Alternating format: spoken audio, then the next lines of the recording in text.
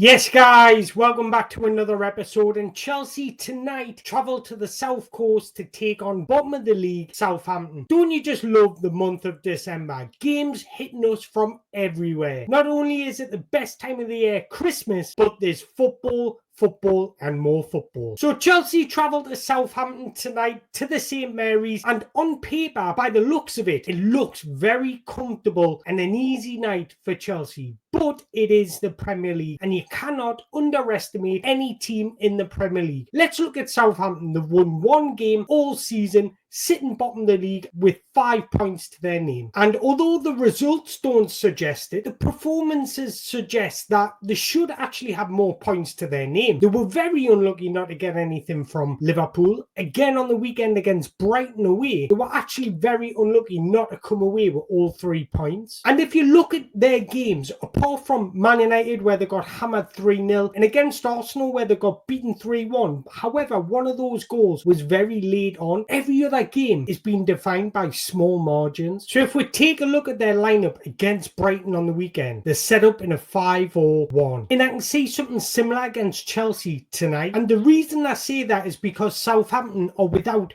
3 key players. Tyler Diblin is suspended, Flynn Downs is also suspended, and Taylor Harwood-Bellis is also suspended. That means they're missing their ball progressor from the back, their midfield engine, and also their ball carrier in Tyler Diblin. Tyler Diblin's been really impressive this season, and I was looking forward to watching him tonight, but it's unlucky that from a Chelsea perspective, it's quite lucky that he's not playing tonight, because he is their threat. So I expect Southampton to play in a low block. If you listen to the media, they tell you that Southampton keep the ball extremely well, which they do, but if you look at the average possession this season, Chelsea are actually higher than Southampton. So I do expect us to have a lot of the ball. I expect us to control this game and dictate the tempo of the game. Now, we all know Enzo Maresca likes to rotate his side when there's a midweek fixture, so it's going to be interesting. That proposes a question to you. With Pedro Neto and Nicholas Jackson being 1 card away from a suspension, would you arrest them for tonight with Tottenham on the horizon? However, I want to speak about Enzo Maresca for a second, because he deserves a lot of credit for Chelsea's success this season. And if you think about that game against Aston Villa on the weekend, I actually thought it was Chelsea's most impressive and complete performance. And the reason I say that is because I highlight one word: control. In and out of possession. Out of possession, we controlled that game. You can still control a game without having possession, and we did that magnificently against Aston Villa. And I expect us to do the same against Southampton. That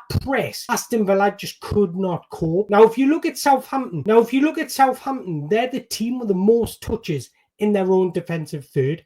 And if anybody's watched Southampton this season, they're a team that like to play out from the back. So what do we need to do? Be aggressive on the front foot, pressing high, exactly like we did against Aston Villa, forcing high turnovers, and then you're in a better position to score goals. But in a game like today, I expect us to come against a low block. So I expect profiles like João Felix, Jadon Sancho to be starting, because they're the players that can pick up pockets of space, manipulate the ball, and break down low blocks. Players like Mudryk, Pedro Neto, I would actually argue they're better profile fitting for a game like Tottenham, where they play with a high line and you can use their speed to exploit space in behind. Now, the tactical adaptation from Enzo Maresca has been absolutely spectacular, and I thought deciding to play Moses Caicedo at right back against Aston Villa was key to Chelsea's success. Moses Caicedo walked, so Enzo Fernandez, Cole Palmer, Jadon Sancho could run. Without his presence, moving into that midfield wouldn't have allowed Enzo Fernandez to play his natural game. And if you take a look at Moses Caicedo's heat map, the majority of his touches came in that central areas.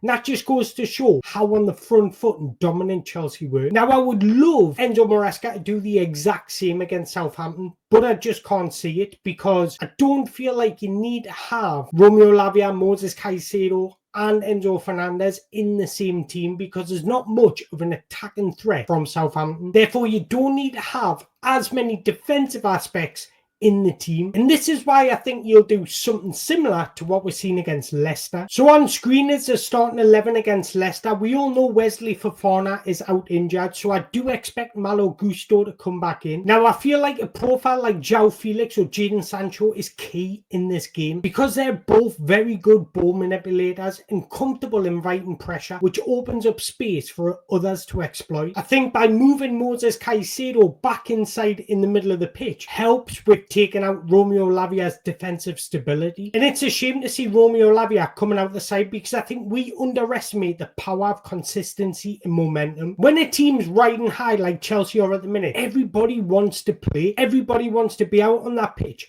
celebrating, getting all the glory. That's footballers' egos. But with Romeo Lavia's injury record, I don't feel like Enzo Maresca can see he can play 2 games at once. And I think with Tottenham at the minute, we need Romeo Lavia on that side. So this is how I think Enzo Maresca should set up. Robert Sanchez in goal. Look, see what you want about Robert Sanchez, but I thought he did very good against Aston Villa. And I think that's the only time I'm going to say this. I would bring Malo Gusto back in at right back. We all know Levi Colwell's going to start at centre back. But who partners him? Will it be Tosin? Will it be Balashile? Balashile has actually really impressed me every time he's come on since that Liverpool game, and I think Enzo Maresca likes him in the side because he's comfortable in possession. But there's one thing that worries me. There's something about left footers playing on the right that really worries me, and especially when we go to 3 at the back when we're in possession, I just worry about him defending those wide channels. But look, he did it against Leicester and we won the game, so I expect him to play tonight. Then Marc Cucurella at left back, his consistency is so good. Then I expect a double pivot to be Enzo Fernandez, who's having a brilliant purple patch at the minute, and Moses Caicedo, who in my opinion has been the best midfielder in the Premier League. I think Cole Palmer's going to start in that number 10 position because who else? Now this is where it gets interesting out on wide, because I think Jadon Sancho is actually performing really well, and I think this consistency for Jadon Sancho would be ideal, but I would love him to play against Tottenham. So I think João Felix is going to come back in just like we're seeing against Leicester, and I think the fact that Noni Madueke didn't start against Aston Villa, he will start tonight. You can see what you want about Noni Madueke, but Enzo Maresca likes him, and he's obviously, it's clear to see that he's given specific instructions. When you receive the ball at the feet, be direct, try and beat your man. That's what I love about Noni Madueke. And it's obvious that when he does cut inside, Enzo Maresca wants him to have a shot. But the beauty about Noni Madueke lately, he's more confident going on the outside, looking for cutbacks.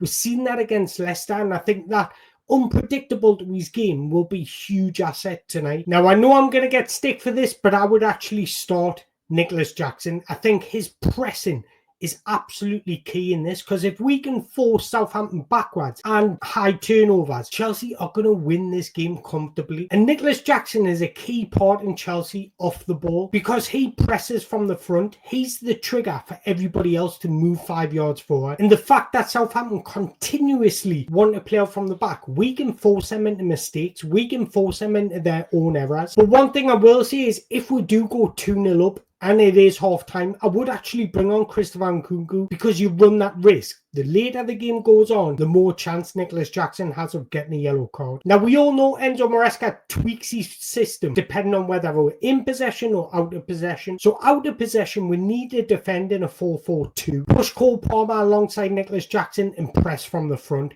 Press aggressively as well. Now, in possession, let's go to a 3-2-4-1. Push Enzo Fernandez alongside Cole Palmer, have Noni Madueke and João Felix and Nicholas Jackson. But the beauty about Chelsea is the different quality that they can put on the pitch. We could literally name 5 different starting 11s and there wouldn't be much drop off. Now, Chelsea can be smart here, and I actually agree with everything Enzo Maresca says. In 5, 6, 7 years time, Chelsea can be the most dominant team in the Premier League. Do you agree with this? Let us know in the comments below, but let us know what you would do tonight. I actually think, like I mentioned earlier, it's going to be very similar to what we're seeing against Leicester City. But I want to know your thoughts. Who would you play tonight? Would you start Nicholas Jackson? Would you actually bring in Christopher Nkunku? But if we can grab 3 points tonight, that puts us in a great position against Tottenham on the weekend. But thank you for watching, guys. If you've enjoyed this video, make sure you hit the like button, hit the subscribe button so you don't miss out on another episode. I will be doing my 3 good, 3 bad points tomorrow. So make sure you stay tuned for that. And once again, ciao for now.